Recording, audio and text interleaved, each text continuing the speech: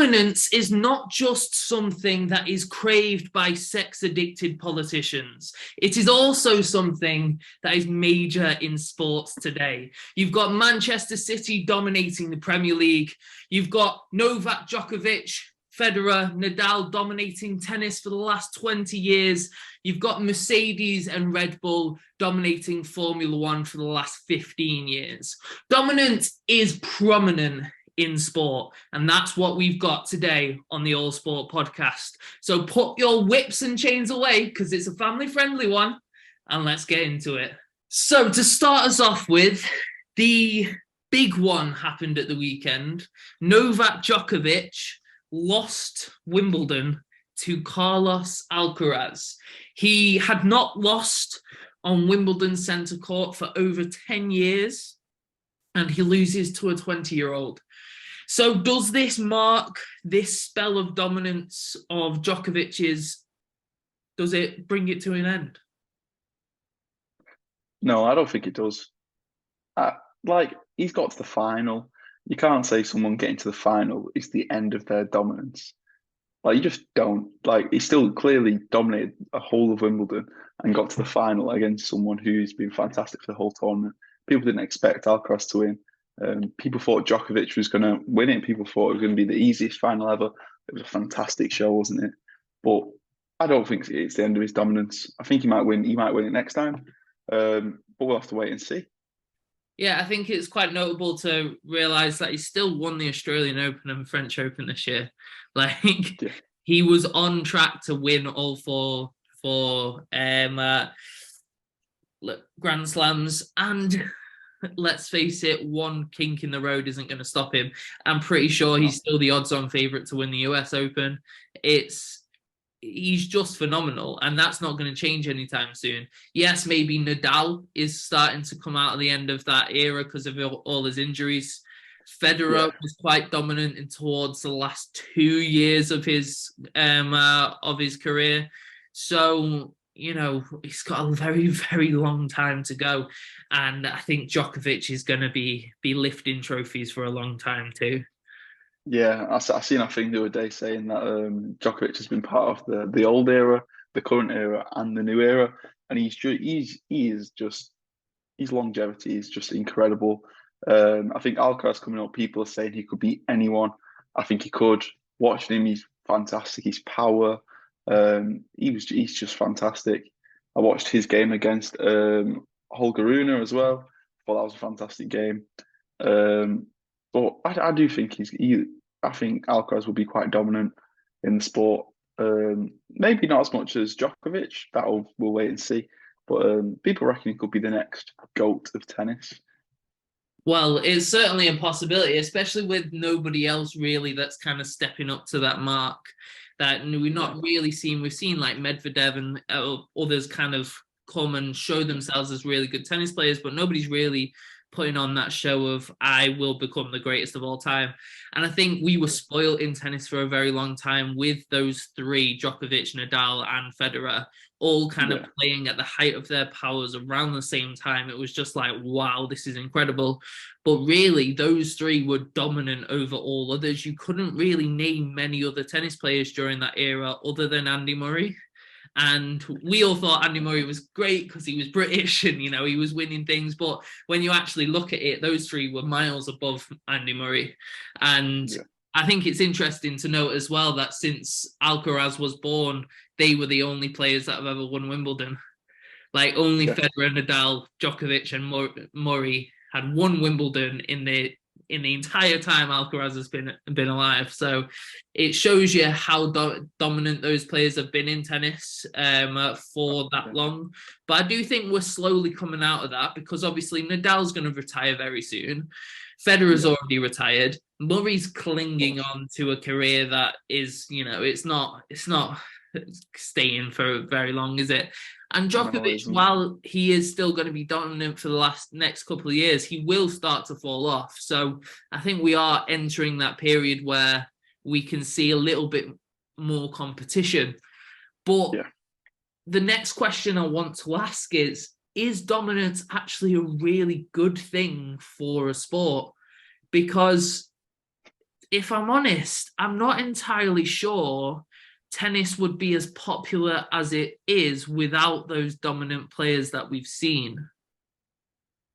I think in every sport you have a big name. Whether it's golf, you have like Tiger Woods. Tennis, there's so many. Football, I guess you have Messi, Ronaldo. F1, you've had Vettel, Hamilton. Now it's, I guess, Max Verstappen.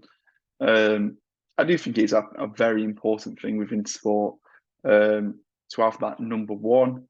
But I don't think it's necessary. I personally like competition. I like a challenge. I like to see different people fighting for it. I don't like it. I'm a United fan, as you can see.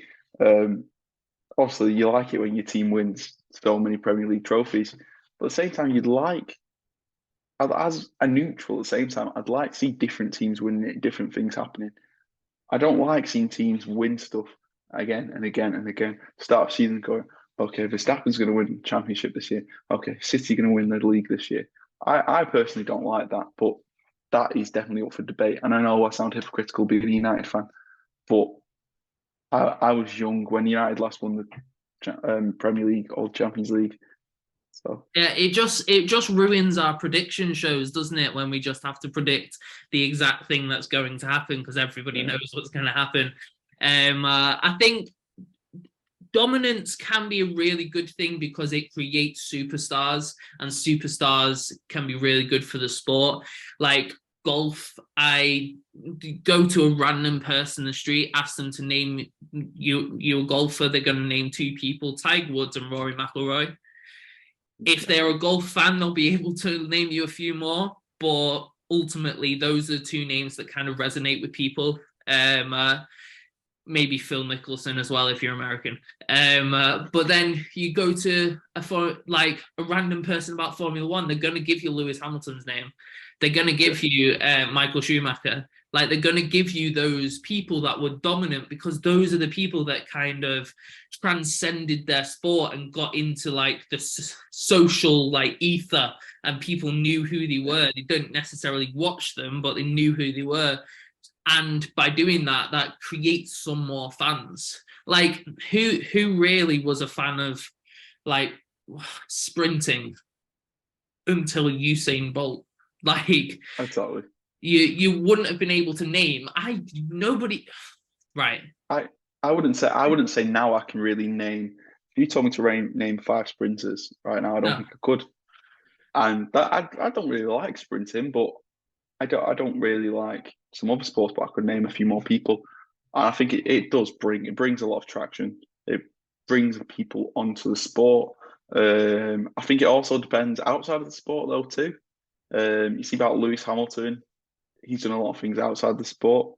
He's married a lot of celebrities, which has helped him, or been with a lot of celebrities.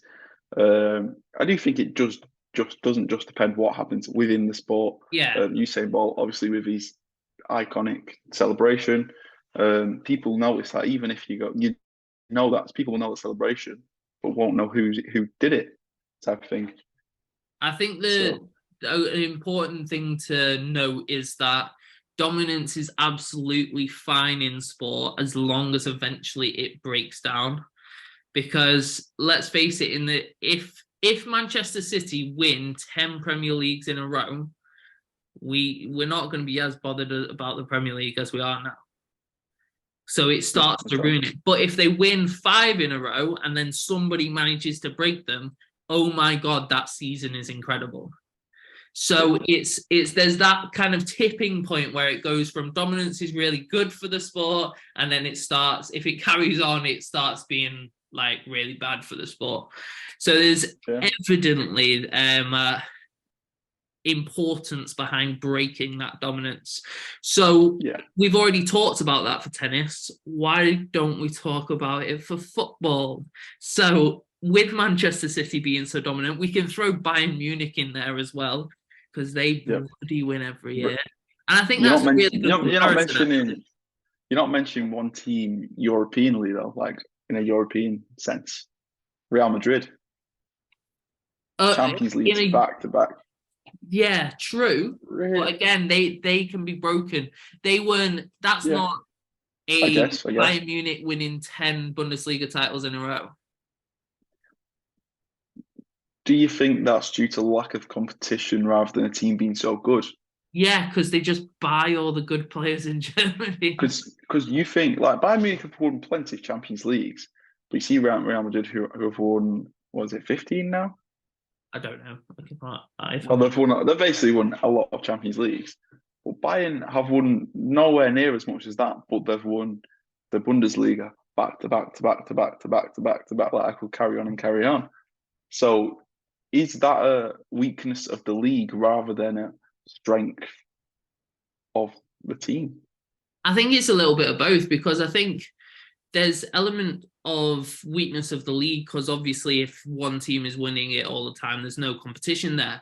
But it Yeah. also means that fact that they're so dominant has weakened the league because all the players want to go to the dominant team. Of course they do. Yeah.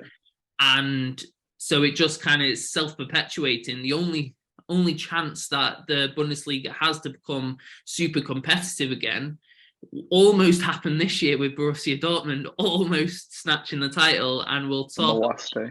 talk about them flopping that another day. But that's kind of why that league is so weak because they've been so dominant.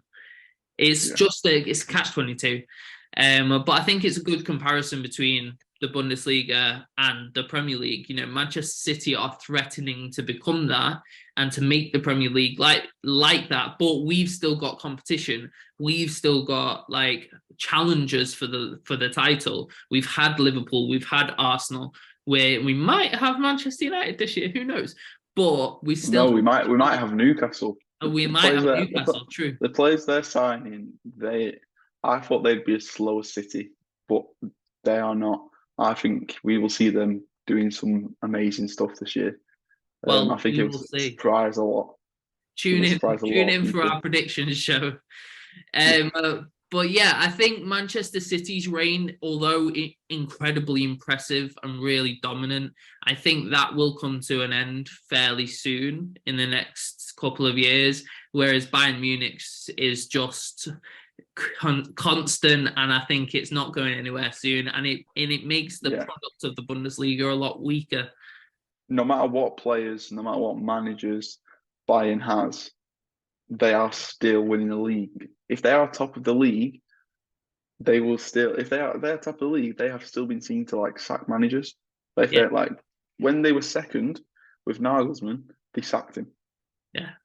I think they had a game in hand or something as well, but they sacked him when he was second. Imagine seeing that. Imagine the Premier League. United were second and we went 10 out, get out the door, we're not winning the league. Yeah. So you'd be like, what?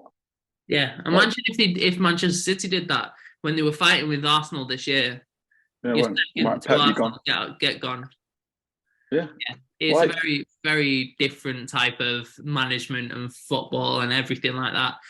But moving on from football, because obviously football's a little bit longer seasons. You've got a more and more yeah. chance to break down the dominance of a team. You've got injuries and so forth.